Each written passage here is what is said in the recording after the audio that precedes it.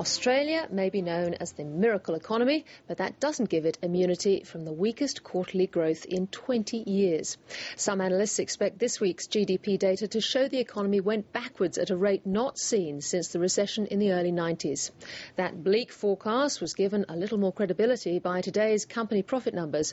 But will it matter to the Reserve Bank? Here's Philip Lasker. The weather was pretty gloomy outside the Reserve Bank, a stark contrast to the sunny view of Australia's future they have inside the building, thanks to the mining boom. That's why interest rates are still forecast to rise.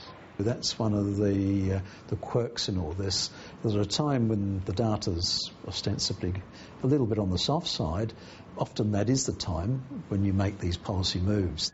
In fact, today's numbers showed Queensland's extreme weather blew a large hole in company profits during the March quarter. Profits were down 2% when they were expected to rise. That is a worry given that our terms of trade are so strong, the income coming from the commodities boom is so strong.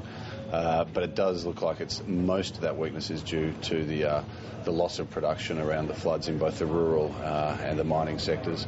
The government is expecting more than 1% to be shaved off growth because much of Queensland's resource export capacity was disrupted. Predictions for March quarter growth range from minus 0.2% to minus 1%. Sales by business sector saw a weak performance from the hard-hit mining and retail industries.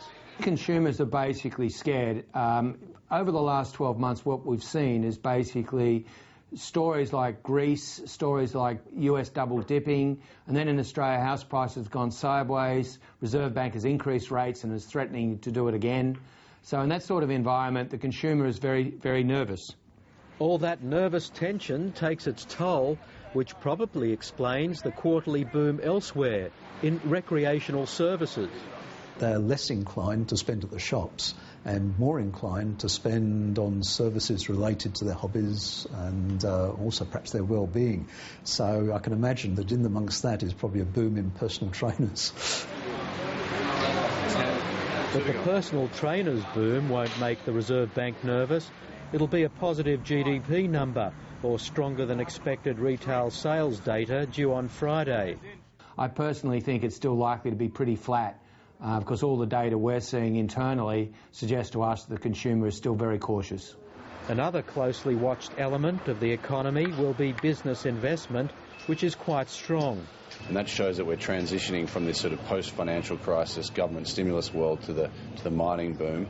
And of course with that comes the jobs, the income, and what is otherwise what most people expect to be a very healthy economy in 2011.